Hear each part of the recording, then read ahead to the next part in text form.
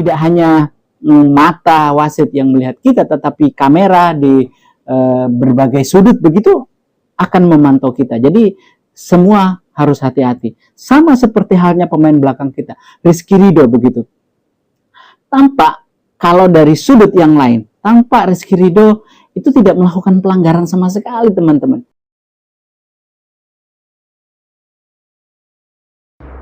Baik maupun secara untuk PB Bhinneka, hati-hati di jalan Pak, teruskan perjuangan.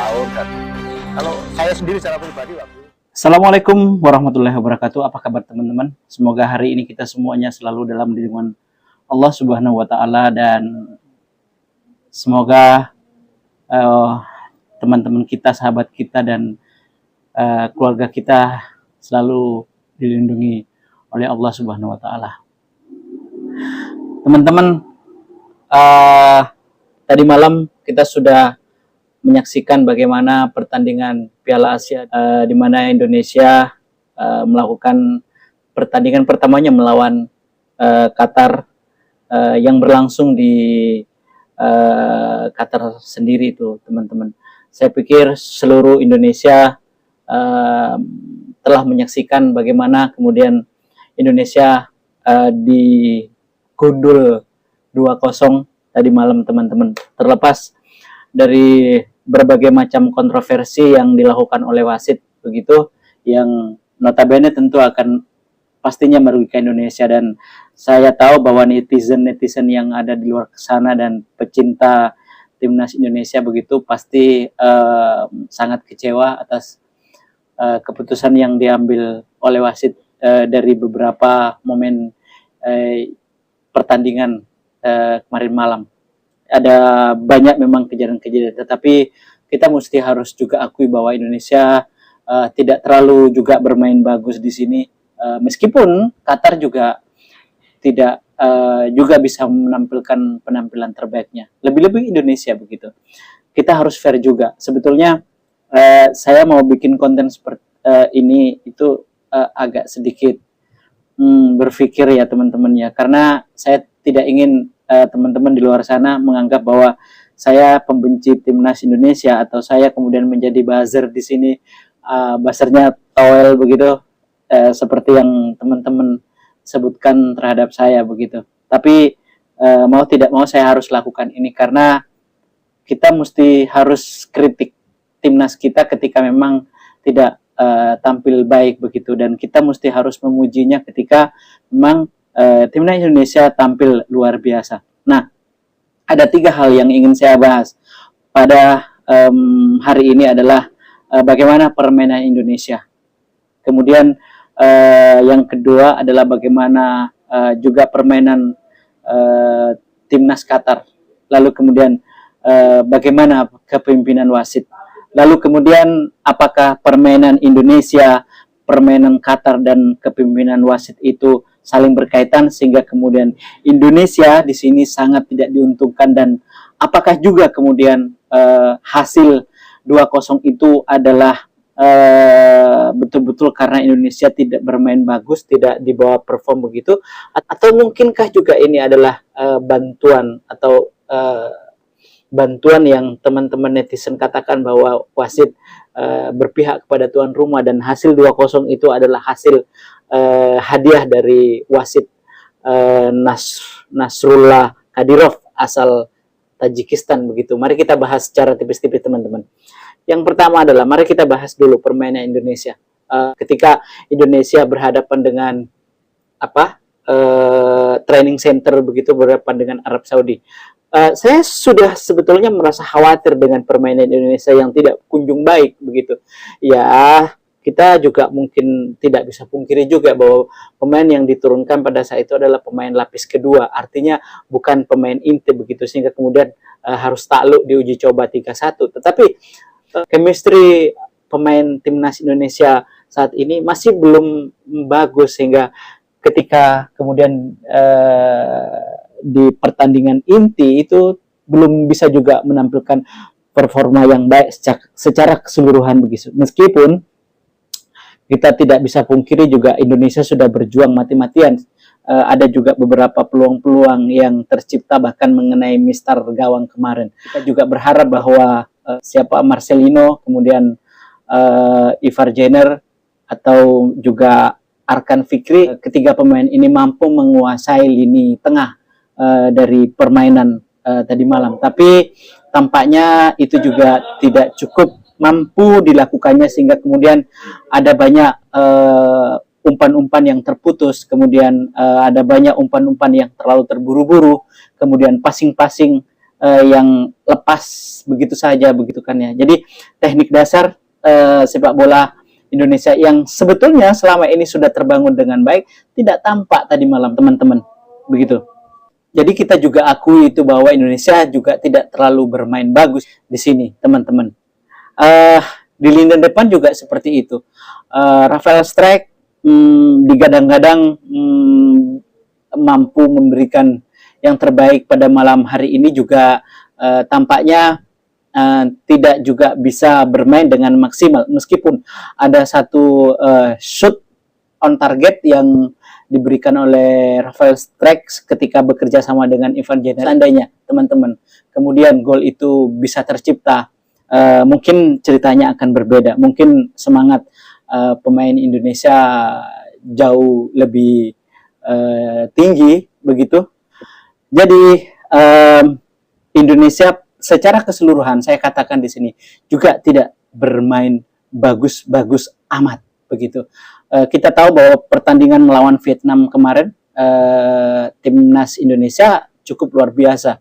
Aliran bola dari kaki ke kaki itu cukup luar biasa. Kemudian ketika dia melakukan build up dan juga cukup bagus. Lalu pada saat melakukan pertahanan gitu, semuanya juga terkoordinir dengan bagus. Seperti kemudian jarak antar satu pemain tengah dan pemain belakang itu juga terukur dengan baik.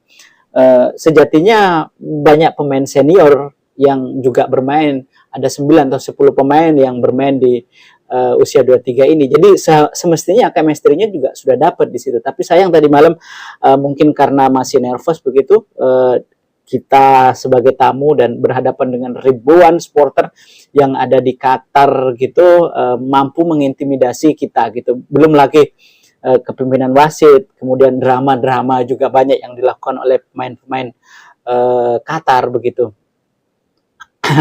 Jadi ya hasilnya kita harus tertinggal 2-0 dan ini berat tentunya, apalagi Erick Thohir atau PSSI menargetkan agar supaya kemudian kita bisa masuk ke babak berikutnya dan minimal harus kita bisa bermain di Olimpiade Paris begitu.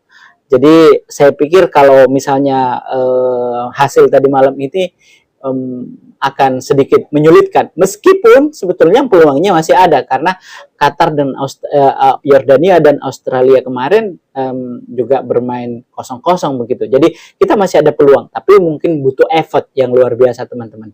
Jadi saya mohon maaf kalau misalnya saya mengatakan di konten saya ini ya harus mengatakan yang sebenar-benarnya bahwa Indonesia juga tidak terlalu bermain bagus begitu tadi malam. Terlepas dari itu, Qatar juga, saya berharap sebetulnya Qatar juga bisa menampilkan permainan terbaiknya karena dia sudah bertanding di depan pendukungnya begitu. Tapi Qatar juga tidak bisa bermain bagus, bahkan secara keseluruhan ball possession kita juga masih lebih bagus begitu. Akurasi passing juga Qatar juga tidak terlalu bagus teman-teman. Jadi apa yang kita saksikan tadi malam itu tim nasional Indonesia maupun Qatar itu betul-betul bermain di bawah perform. Kemudian saya juga ingin mengatakan bahwasanya secara individu pemain Indonesia bagus. Rafael Strijk, Ivan Jenner, kemudian Marcelino, luar biasa. Mereka punya semangat menghalau bola, kemudian ketika kehilangan bola mereka cepat-cepat untuk menutup pergerakan lawan begitu. Tetapi individu yang bagus tidak cukup teman-teman. Kita dibutuhkan bermain dengan tim koordinasi yang bagus. Itu yang kita butuhkan hari ini atau di turnamen ini.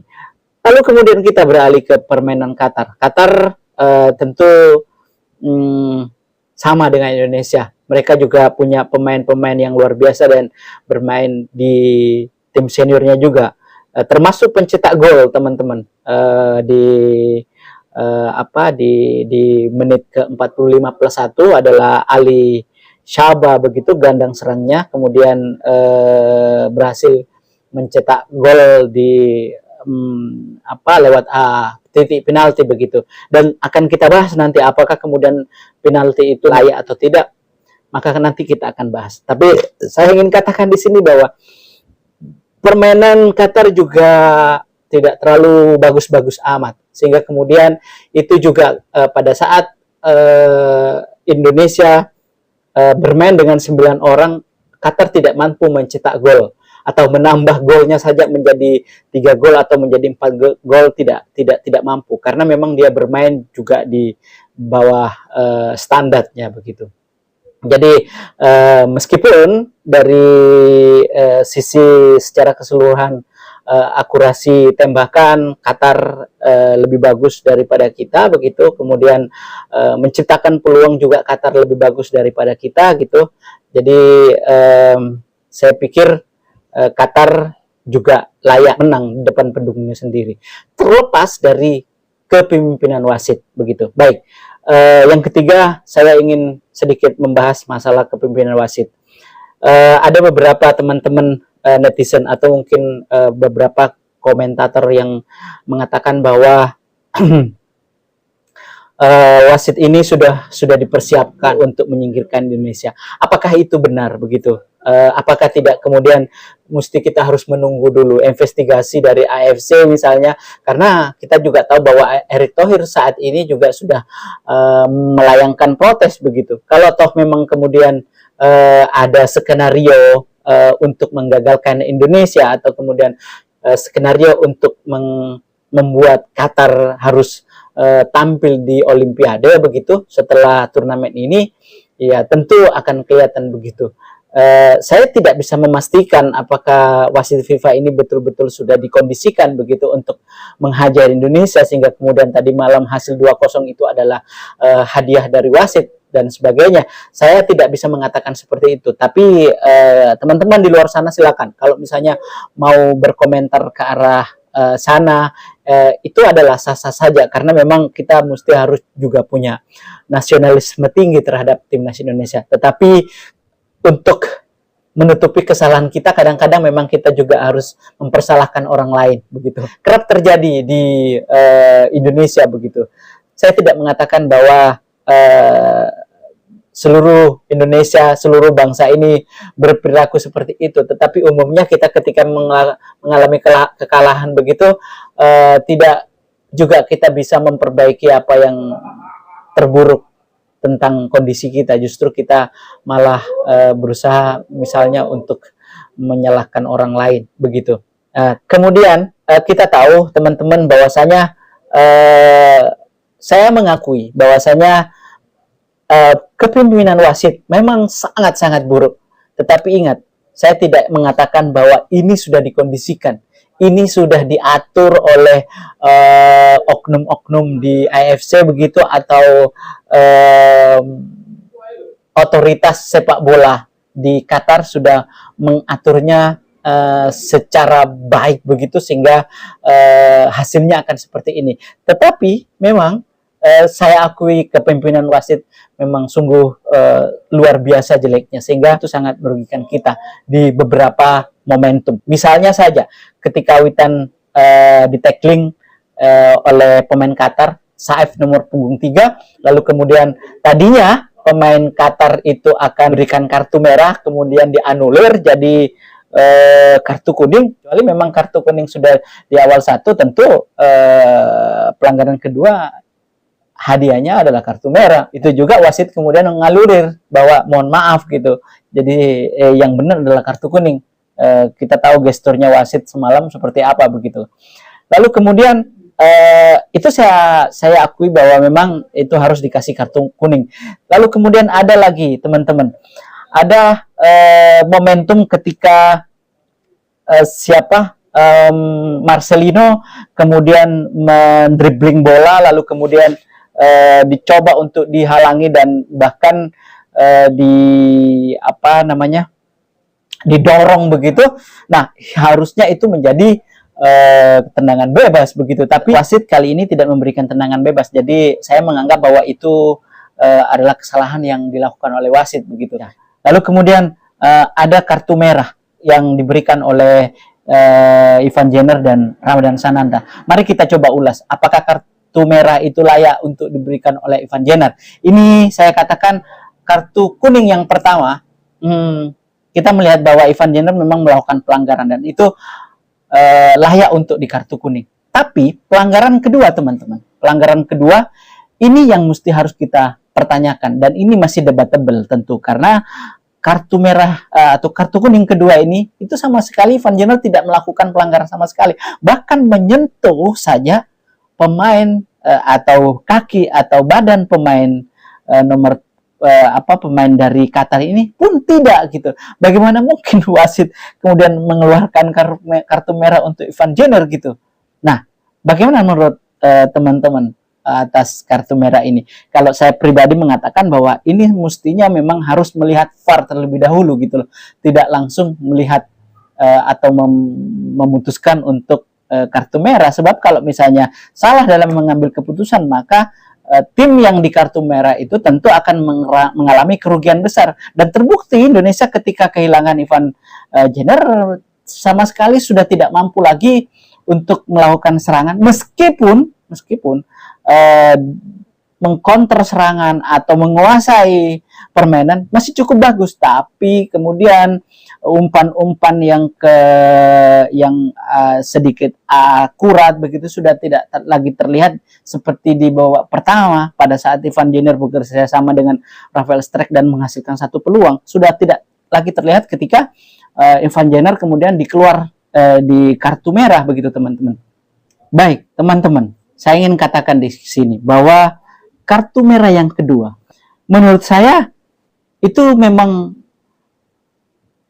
sah atau tampaknya memang harus layak untuk dikeluarkan kartu merah, karena Ramadan Sananta juga sudah terkena kartu kuning begitu kan. Kemudian ketika pelanggaran yang kedua menginjak kaki dari belakang pemain lawan, jadi saya menyimpulkan bahwa kartu merah Ramadan Sananta ini, kalau menurut saya, mohon maaf kalau saya mengatakan bahwa ini layak untuk di kartu merah begitu.